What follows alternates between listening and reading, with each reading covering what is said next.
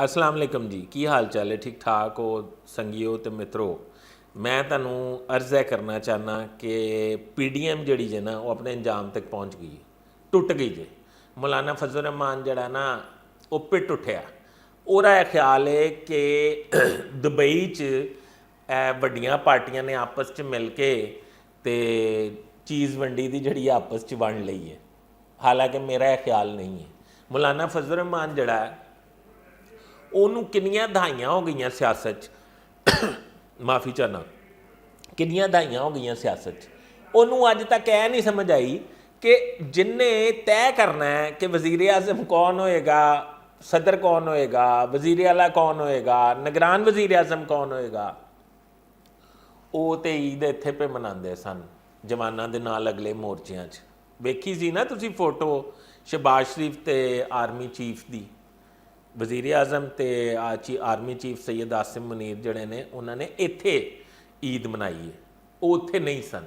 तो तुहाडा की ख्याल है कि आसिफ अली ज़रदारी, मोहसिन बेग ते नवाज शरीफ ते ओन चौधरी ने तय कर लिया कि आइंदा सियासत की होना है?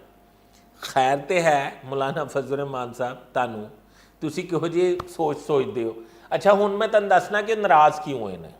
वो नाराज़ इदां होए ने कि उन्हों का ख्याल है कि नवाज शरीफ साहब आइंदा आने वाले टेन्योर च प्राइम मिनिस्टर पक्के हो गए ने, चौथी बारी हलफ चुकणगे। आसिफ अली ज़रदारी साहब सिंध लैणगे ते नाल सदर बन जाएंगे। मौलाना फजल रहमान का ख्याल है कि सदारत तो सिर्फ मेरा हक है, क्योंकि PDM का भी मैं सदर हाँ तो मुल्क का सदर भी मैं ही बनागा। तो जे तुसीं मैं नहीं बनाना तो यह पई जे PDM टुट गई जे। तो इहदा ऐलान तुसीं समझो कि जो तुसीं वीलॉग सुन रहे होवोगे तो होने वाला जे। अगर बशर्त अगर मौलाना फजल रहमान को यकीन दा निकरा दी गई कि आइंदा सदर ममलिकत तानू मुंतखब करावांगे तो फिर मौलाना साहब ठंडे हो जाएंगे। नाज़िर एनी की लड़ाई है ज़ाती मफादात दी कि मैनू की देंगा तो उहदे बदले मैं तन की देंगा।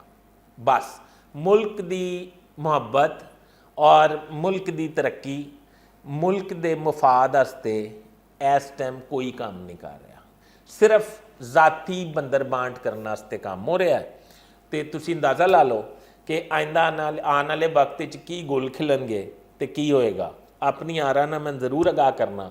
अपने प्यारे होस्ट फैसल इदरीस भट्ट को इजाज़त दिओ। मेरा चैनल सबसक्राइब कर लेना। मैं तुहाडे खिदमत च गाहे बगाहे हाज़र हुंदा रहांगा। अल्लाह हाफिज़।